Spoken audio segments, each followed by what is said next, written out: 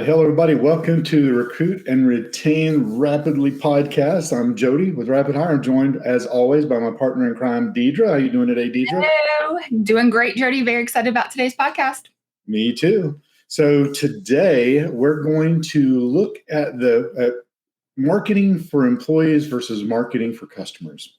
Because one of the things whenever people always talk about, whenever I get on calls, they start telling me all about things like I'm a headhunter on what they're looking for in an individual. I'm like, okay, well, let's look at the fact of what we're actually doing. And what we're doing is really marketing for employees. We're marketing for candidates.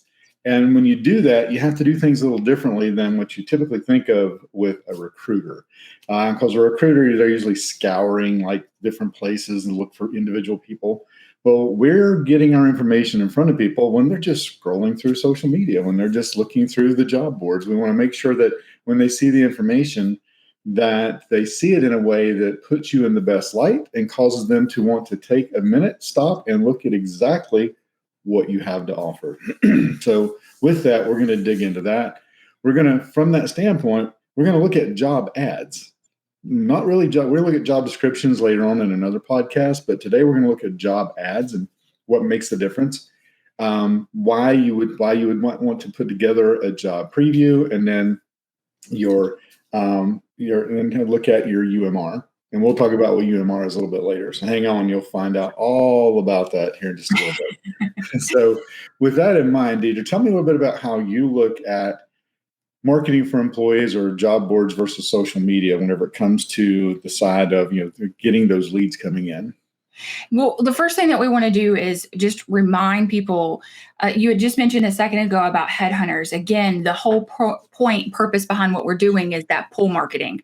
So we're wanting to draw in the candidates and not have to chase after them. So that's why we're looking for more of the marketing for your employees versus the headhunter approach, because that takes a lot more of your time and effort, and you don't have that. Let's just be honest. And then the hiring, how many headhunters you would need to hire to do that very targeted headhunting is a lot.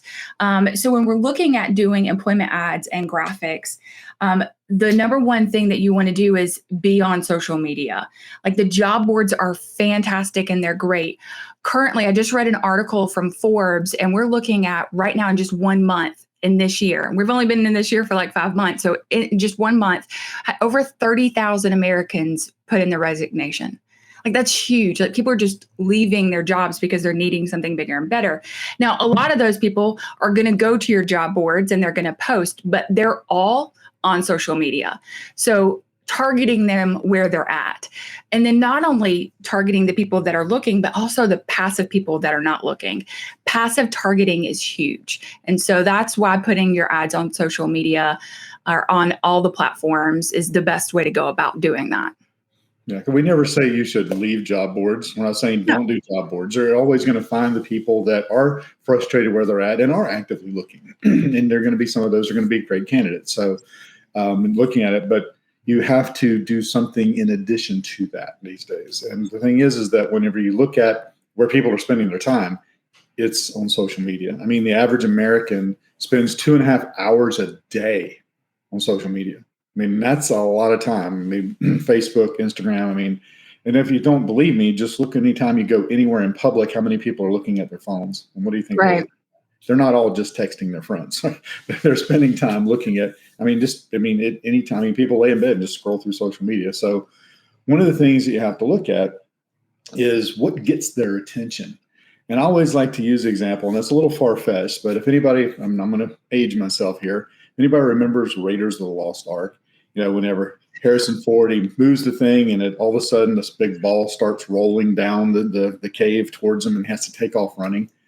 That's how people are looking at social media. I mean, they're just running 100 miles an hour. They're scrolling through. They're seeing the latest brisket knife, the latest, if their friends' kids playing soccer or whatever, or the latest supermodel that posted a must-see picture on Instagram.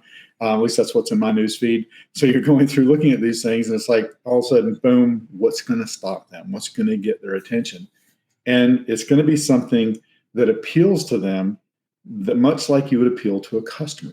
And I always do this it's actually part of our website. I always do it when I'm talking on stages.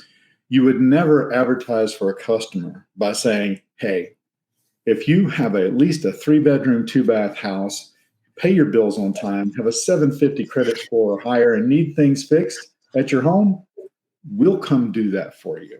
Now we'll look at it to see if we want to come fix it. That's how most people are advertising for employees. Unfortunately, it's like I could not tell you how many people have filled out their forms and given it to us, and they literally will put on there, not rude, really great with customers. Like, it's basically like your profile of what you want your candidate avatar to look like, and they're putting all this negative stuff. This is not the place to air out your dirty laundry from what just happened with your previous employee. We're looking for the right fit, and they don't have that already. So stop putting on there all the negative stuff from your previous people on your ads. Like, that's not the best way to go about marketing for yourself. Yeah, we want to do it through the attraction of what you do want instead of what you don't want. Because, and the thing is that with the way processes are set these days, you can actually go through a lot of filtering to make sure that you're moving towards exactly what you're looking for. The first step of that is with the way your ad looks, And with that, because the thing is that, I mean, your branding is very important. We look at, you look at companies that don't have very good branding versus those that do. It not only makes a difference in the marketplace for customers, it makes a difference in how people see you whenever they're looking at you and they're thinking about coming to work for a job, or for a career rather. And when doing that, you have to make sure that your branding is on point, and to the point of matching your hex colors. Now, I know that seems kind of far. And what a hex color is it's the little code, little 5 or 6 digit code of exactly what your logo colors are. Because, I mean, that's important. It's the little things. Our presentation is everything when it comes to this, but making sure your branding is represented, and then making sure that you're using things that get the attention. Like we always tell people, we need pictures of employees with logo shirts on. I always point to my logo, because you'll never see me on a podcast. You'll never see me on a call that I'm not wearing a logoed shirt, because I'm representing the brand. And the logoed shirt on, doing work. That's what gets their attention, right? And your wrapped vehicles, pictures of your vehicle, pictures of your trucks, because sometimes it can make a difference if that your truck looks like it's a newer truck or newer van, because where they may be working is somewhere that doesn't have that great of vehicles, that great of branding, and they will feel good about it. Great branding makes your employees feel good about what they're putting on every morning, what their van they're getting into, and those kind of things. And so looking at it, first is the branding, then the graphics, with the logo shirt on, doing happy, smiling people. That always, they got to be. They don't want to look miserable, for sure. Don't get the sad people. And another thing with the using your guys in the branded shirts, especially when you're on social media, the very first thing that's going to happen is he's going to go in and like his post, the image that he's on. He or she's going to share that, and then all of their aunts, uncles, and cousins that live in that area are then going to share that image as well. So using your stuff, your brand, will get your tribe that's around you in your community and push that out even more than a stock image per se. Right. And then with that same thing, like I said, a stock image, everybody knows that the guy or gal with the blue overalls and the blue hat or the hard hat is not really working for your company, because they're the same people they see on 27 different generic websites, right? So they got to be, we want your employees, and in fact, it's like, because we're so used to doing this, is things these are things you can do. We don't have to do it for you. Anybody can do these things. So your logo shirts on, doing work, wrapped vehicles in the images, and then matching your colors of the graphics you're putting on those images with your logo colors, so that everything blends together, so that everything looks the way it is, because everyone's looking for something to be a scam these days. So if you have an ad that has different colors on it, then whatever they go to, whenever they put their information in, they're not going to take the next step. They're going to look at it as being a phishing scam, where they're just trying to gather their information and sell it to somebody. I don't know who you'd sell it to, but that's what they look at it. So you want to make sure that branding is consistent through everything that you do. And we got to take great pains in making sure that everything matches, to the point where, I had a call with someone the other day, and I was like, I can tell you recently did a rebrand. And, but I said, although your old branding was red, white, and blue, the new branding is different colors. The old branding wasn't horrible, but the new branding really looks great. How do you know? I was like, because you have old pictures of your old vans on your website and pictures of your new vans on your website. I said, that's how I knew. Plus, I have an eye for it. I was like, but that gives a mixed signal. I said, you need to, when you do a rebrand, when you change your graphics, when you change it, change everything. Change Right. your pictures on your website, change your banner, change your pictures on your Facebook page. Don't leave those old images there because they're not really giving you that much value, but also it confuses people. So graphics and branding are huge. The other thing is have fun with how you write things and use, I know this is going to sound corny or childish or whatever, but use emojis in your job ads. Now, when It's not child. It's on trend. Like you have a whole generation of people who only communicate with emojis. So if you're not using emojis, you're not communicating to them. So if you're trying to talk to the 20-year-old crowd, if you don't have emojis on your text, you're not talking to them. And that's the thing, is one of the biggest things when setting up your graphics and your branding is that you want to be on trend. And so you want to keep with what is current and trending, and emojis are still very current and trending. So that's definitely one that you want to do, but then picking out the right ones. That's huge. Yeah. And I'm going to give away a secret. Is that all right? You can go ahead.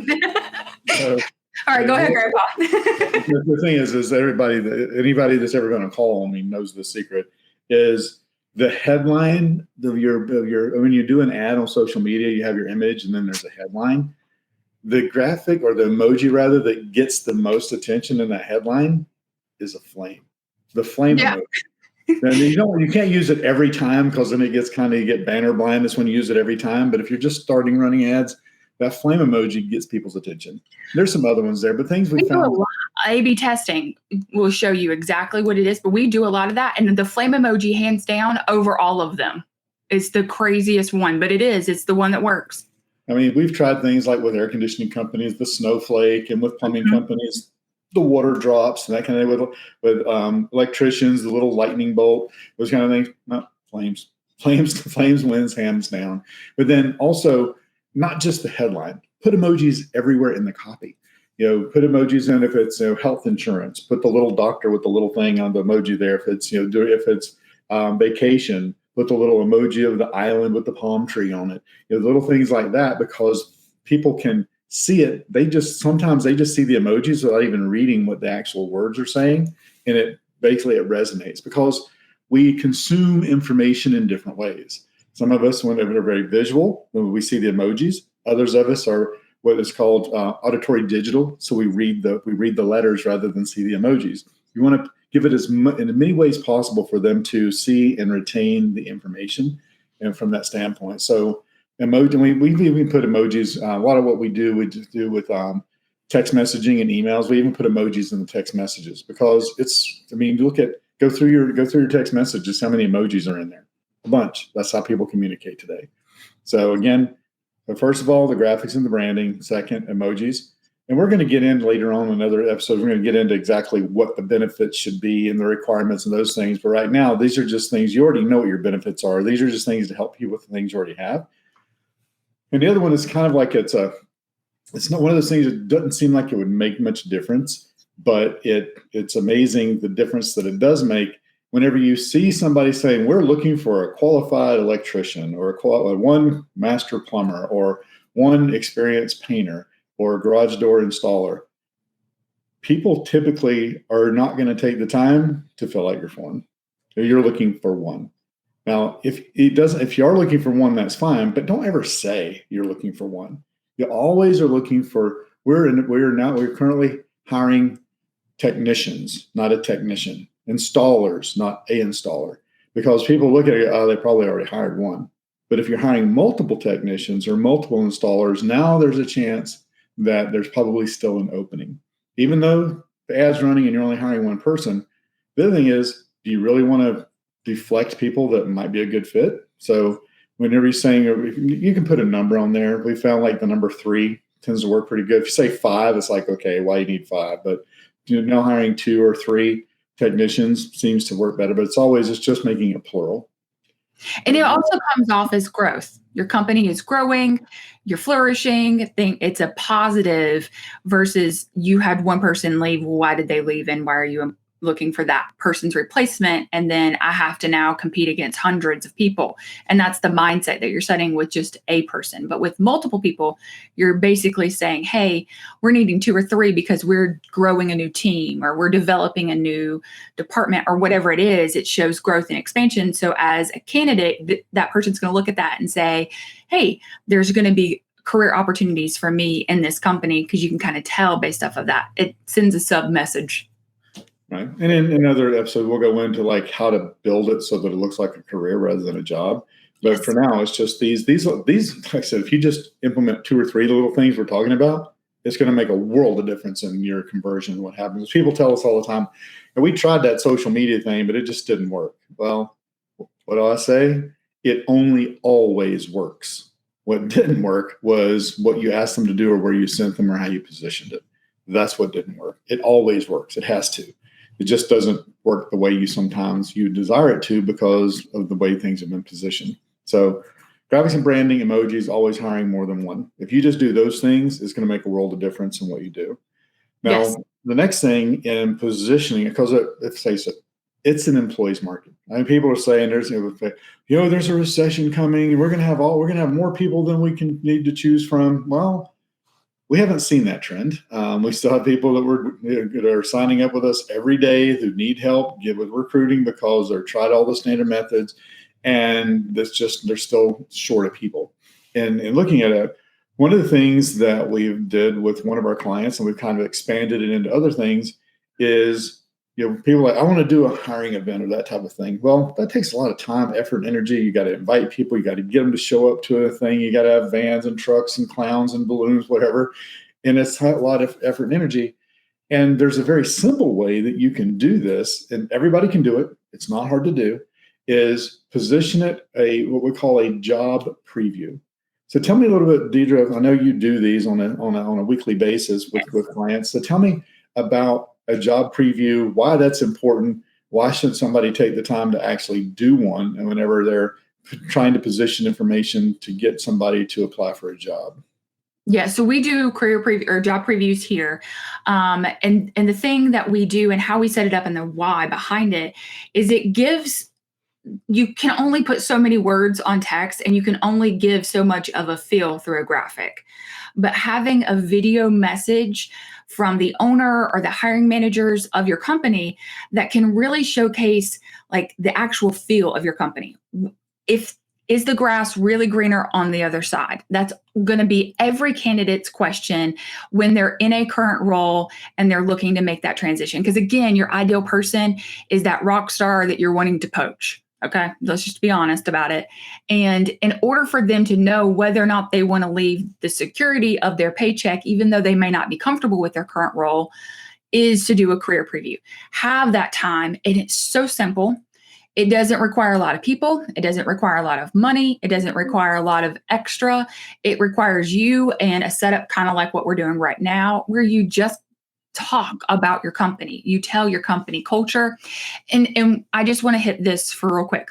When you say we have a great company culture, you're defining your company culture as the word great. There's nothing to that. So what is it about you that separates you from your competitor? Why would I leave my desk from where I'm at and come work with you? That's different. And we're going to talk a lot more, like Jody keeps mentioning it, and I'll mention it too. We'll talk a lot more about those little detail things in your job ads that can help you give the right benefits, but it's also going to be in your career preview too. But you want to know like what sets you apart from your competitor, what's your position that you're looking for, what is the day-to-day. You actually get to tell the candidate like what their day is going to look like. When you get up, you're going to have this many jobs. It was so great because Jody shared with me just the other day a video from one of the companies that we're working with. They recently were bought out by another company, and the area manager for the company was making comments like, if you had told me that my truck wasn't going to break down, I was going to do fewer jobs and make more money, I would have signed up for this a long time ago. And that's the thing is people don't know that you have better trucks, better equipment, better work offer, a better life work balance. And you can write that on an ad, but until you actually have a video where you're showcasing it and you tell us how, They went from doing 9 jobs a day to doing 3 to 4 jobs a day. That's how. I can't put that in an ad. I can't put that many words on a graphic, but I can do that in a video interview. I think actually one of the things he said, he wouldn't have believed it if you'd have told him that. Yeah. Wouldn't have believed it. If I would have known, I'd have signed up for it a long time ago. And it's just, I mean, the name of the company didn't change. The branding changed, the trucks changed, the process changed, and how they go about doing things changed. And that's what made all the difference. That's culture. I mean, those are the things that come into play, and the support of the new owner, coming in to support everything they were doing. One of the things that I tell people whenever I'm talking to them, they're like, well, how do I come up with these things? I always talk about different intangible benefits, the things that's not healthcare and vision and dental. And especially when you're getting ready to do your job preview, you want to look at, why do your best employees work for you? Like, well, I mean, I don't know for exactly. I was like, okay, ask them. Just ask them. If you don't feel comfortable holding a phone and recording it, just go say, hey, Bob, let me ask you a question. You've been here for a couple of years. Tell me, what do you like best about working here? What's your favorite thing about why you get up every morning and come to work here? How does this different than the last place you worked? How would you compare it? Get them to tell you, because they'll tell you exactly how to position yourself with your career preview. And I apologize. I called it a job preview. I've been talking this whole time about it's a career, not a job, and I call it a job preview. It's a career preview. Deidre said it correctly. But just ask them why. And if they feel comfortable letting you record it, do it, because that goes a long way whenever you put that in a job ad, or you put it on your landing page for the application page, and you got a couple of snippets there of why your employees currently work for you, or why it's different working for you than their last job, why they love coming into the shop, why they love coming into work every day. That goes a long way in people seeing it, because that's not you talking about your company. That's the employees, because they've always said, self-promotion is of little value, but what other people say is of great value, because they're not being paid to say it. I mean, they kind of are, but not necessarily. They're not lying. They're really telling you their genuine feelings of why they like coming to work there. So I actually have a job preview coming up later today. And one of the suggestions that I gave to the owner was, go around just with your iPhone, have someone in your company do it. Don't you do it. Have someone within your company go around with their iPhone and just say, hey, can I do a really quick video? We're trying to figure out and get a good feel for what we're doing right here. And just ask, what are we doing right? What would you say about working here? Why do you like this? Why were you stay here versus other places? So asking those questions to your employees to also know your reasoning behind how you're going to set up your marketing, and also how you're going to connect with your audience and your ideal candidate that you're bringing in is huge, because there's going to be factors that you didn't even realize that you are giving as a company that your employees are going to then tell you. So that's going to be a big key for you being able to set up the right career preview. But then we also can use those. You can use them as advertisements on Facebook, on social media platforms, on your website. Your careers page should always have video. So those video testimonials from your employees are huge. Yeah, they do. I think you can use them a multitude of different ways. Yes. So in looking at it, and also with when you do the job preview, who do you suggest is the person that's on the video? Me, I like to have the owner of the company there. I have done it where I've had the owner and a hiring manager or someone to that effect. I love having people on there that started out as a technician and they worked their way up to an area manager or some other kind of position that's a little bit higher. And it shows that career path that they had, and kind of talking about their experience and how they got to go through that. That's always awesome. So either the owner of the company, because I like to hear the why. I think others like to hear the why. They want to know, why am I going to come work for you? Why did you start your company? Why are you better? What's the why? So having the owner on that is huge. Right. You can also hear what the owner is dedicated to. Right. For the company is like not only the why, but where we're going from here, those types of things. Because I mean, some of them have a huge vision, and you want to be able to extract that and be able to put that out so that you have that information for them. So what you're really doing is you're positioning it you want to basically position the company in I want to work there. type of place, right? You want to make it Yeah. so they're looking at going, I want to go work there. And there's places, that there's places they see that they don't want to go work, right? So you want to make it so that they look at it and go, the thing is, you're advertising, right? The career preview is basically, it's like a video of basically getting their attention to get them to say, you know what, this is something I got to at least take the next step and move through the process. The other thing that the way that the job ads, the career preview, what those do is it helps to not only engage them, but it helps to indoctrinate them into your hiring process. It shows that there's actually some thought that goes into how the company is structured, how it's run, and how they will be treated whenever they come into the company. Because to begin with, this is all the information they have before they put their name, first name, last name, email, and phone number in there to become a lead. And then they basically then go through the process of the application, any filtering, any assessments that you do, any type of automated video interviews. The more they see the company and the more they have that I want to work there kind of feeling, the more they will go through, the more steps they will take moving through the process to be filtered into it being the person that best fits the avatar of what you're looking for. Because if you just see an ad and next thing is go fill this out, it's like, no, heck with that. I'm not going to do that. When they see these steps that you're going through to bring them into the indoctrination aspect of your business, the more likely they are to move through the process. Because people ask me all the time, well, do people actually do those things? They actually do the video interview? And the answer is, if you do a good job of sharing with them why they should come work for you, yeah, they will go through and do that. If you just throw something out there and expect them to just go through the process, might not work as well. Just like whenever you're fishing, if you're chumming for something versus just throwing bait out, you got to tease them into coming over there first in order to see that, there really is something to offer here. And that's probably a horrible example. It's just what comes to mind. But, what's in my head right now is it's kind of like it's dating. Like you want to put out who you are so that you get the right match. I mean, because if you're catfishing and you're putting up this gorgeous photo and then you're not that person, then they're going to get to you and be like, just kidding. And they're going to bail on the first date or the interview. If you want that right person, show them who you are. Show them your personality through your ads. Show them your personality through your career preview, because your personality of your company is going to be hugely defined. Your candidate flow will match that.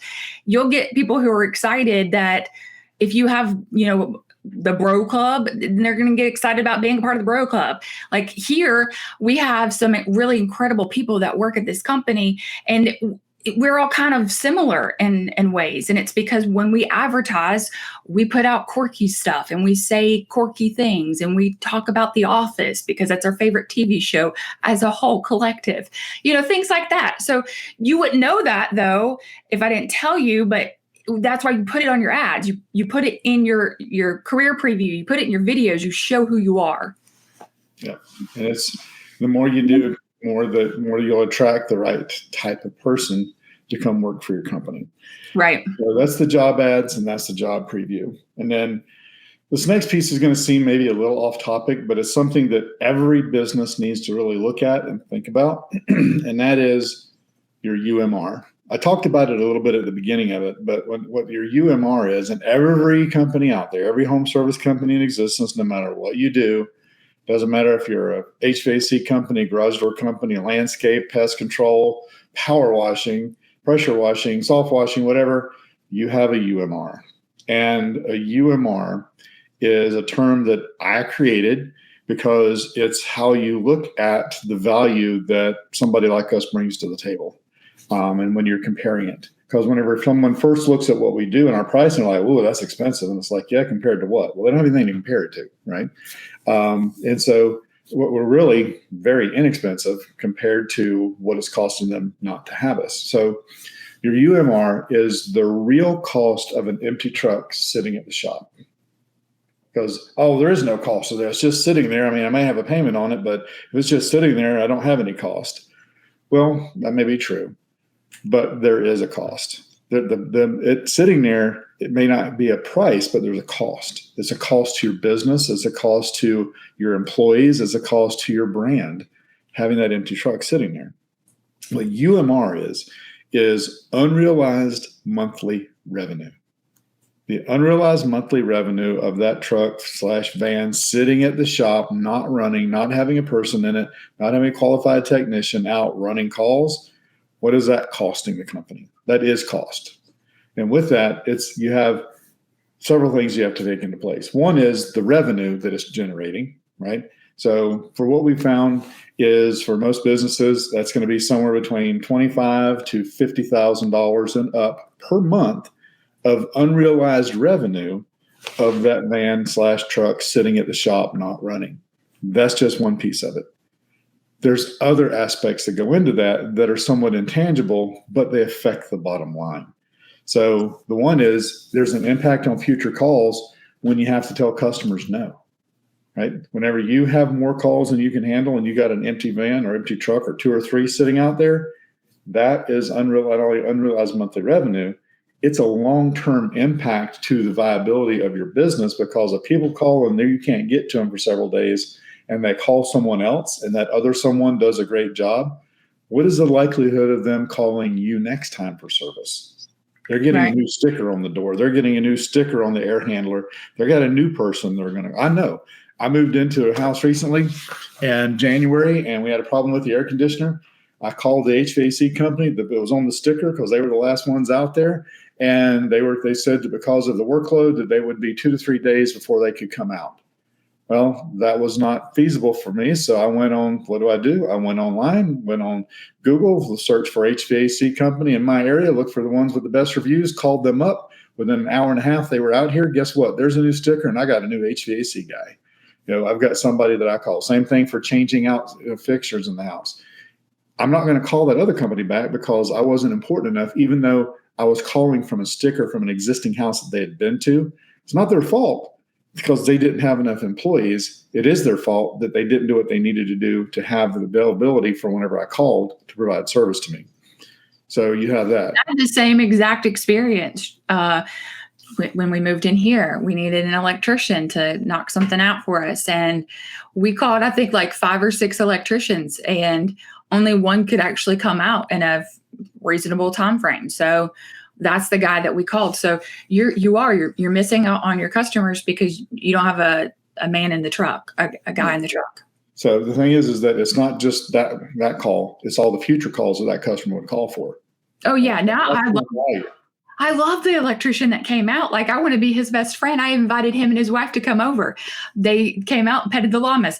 Like, that's what's going to happen, though, is they're going to invest in the company that came out, invested in their home, and they're going to continue to go back to them because you missed out on that opportunity. All right. Then, how about the impact it has on your existing employees? Right. Right. Because rushed employees get fewer good reviews. If they have to go, they're finishing up this call because they've got 2 more waiting and they're hurrying up to get through it. So they are rushed. Because they're rushed, they don't pay enough attention to the customer in order for them to provide exemplary service. I'm not saying always, but I'm saying as a rule, it's human nature. If we're rushed, we don't tend to do as good. I mean, I whenever I get to the end of a call with someone, and if I'm running late and I've got a next appointment, I tend to rush things at the end and they don't get the full value that they would get if I had all the time in the world. So, so the rushed employee gets fewer good reviews because the person feels that they're just there to fix it and go, and that's it. Plus company morale. Yeah. Like, those employees that are rushing through them, they're also frustrated because they're carrying the load of the fact that you don't have somebody else in that empty truck that's sitting out there, and then they don't feel as if you're supporting them. Yeah. And you're giving them everything they need. And the other part of it is, which directly impacts the bottom line, is if you have a rushed employee that's jumping from job to job and they get toward the end of the day and they get in there, they're there to fix whatever the thing is, they see the solution. And if you have a sales process, which you should have a sales process where you go through and share with them multiple solutions to the problem that they're having so that they can make a choice based on their situation and what they want to have happen. Not everybody's looking for just the cheapest solution. They may feel that way, but tired employees that have been job to job to job all day and they get to the last one of the day, they tend to skip steps in the sales process.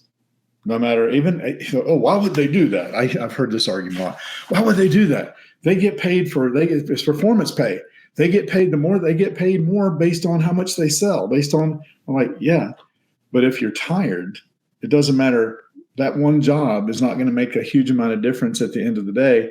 If they're tired and just want to go home, see their kids, their wife, their kids, or if they're late to go see their kids' soccer game or baseball game, it's going to have an impact.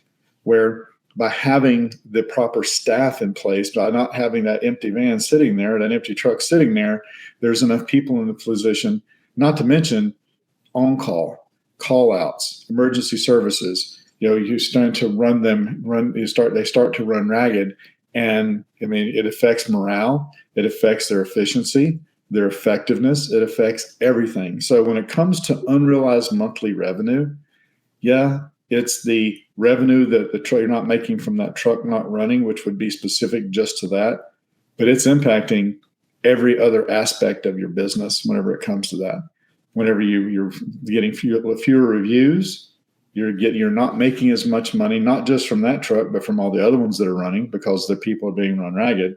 And in the long run, you add that up. If it's $25,000 to $50,000, when you look at the impact of the whole business, it's probably more like $50,000 to $100,000, more than double what the empty truck sitting there, the revenue that it makes, that it's impacting the business. So it really comes down to a huge impact, and it's hard to quantify a lot of times, but that's the pieces that you have to look at. And when you're making the decision of how detailed, how in depth, how committed are you going to be to finding the right people to put in the right seats. So right. Those are the things that I see from unrealized monthly revenue. I'm sure, Deidre, you see it from the other side, on the account management side, and then them actually bringing the right people in. Yes. I get a lot of, thank yous and this is awesome. We really appreciate it. Where, people are getting to fill those trucks and just the overall, like having a customer call you and tell you thank you because you filled a role for them is huge and impactful, because they're not only getting to service their customers, but all their employees feel a lighter weight. They enjoy coming back to work. Just one person can ultimately change the entire morale and feel of an organization. So I do get a lot of feedback on that. And then we also get a lot of the opposite end, where it's like, the people who get it and they're like, we really need this person now, like yesterday. And it's like, well, you also have to put in all the right steps to make sure that you're getting the right people too. So yeah, because it's not just turning on a switch. You got to position it, because it's all the nuances that go into place. So there's nothing about what we do that's hard, but it ain't easy. It's a strategy that you have to put in step by step. And that's what we're sharing with you, the things that you can do to do this on your own. The job ads, if you just do nothing but the job ads, it's going to make a difference. If you create a job preview, even if it's not a great preview, it's better than no preview. And then really keeping in mind as you're putting these things together, what that impact is going to have long-term for your business. By not having that. The other thing is, once you get that truck filled, what a position you're going to be in to get more trucks. Right. One of the things we run into is because we help people fill those empty trucks, and then they need more. And it takes a while nowadays to get new vans. It's getting a little better, but it was months and months to get new trucks, to get new ones coming in. And once you get it, you got to get it wrapped. You got all these different things. So it all starts to come into the planning and putting those things in place. As you start to recruit, to put the people in place in order to make it so that you have a company that is being represented the way that you know it should be, and companies are being served, customers are being served the way they should be, and you feel comfortable knowing that people are doing the right things on your behalf whenever they're going out to visit your customers. So job ads, job preview, realizing what the true cost of that empty truck sitting there are going to go a long way to helping you start to see some light at the end of the tunnel and some of the ways that you can overcome this whole I can't find anybody type situation. Yep. So that's pretty much it for me. You got any closing thoughts, Deidre? No, I think we hit it all. Put up the fire emojis, showcase your personality, do a career preview. Done. Right. So those two things will go a long way. Really will. Thanks everybody for taking the time to be here. We will dig deeper into some of these things on some subsequent episodes as we go through here. So you'll be able to see the contents as we go through and post more of these podcasts. We're so glad you took the time to hop on here and see what's going on. And we look forward to seeing you on the next one. Until then, I'm Jody. I'm Deidre. And we're here to help. Thanks.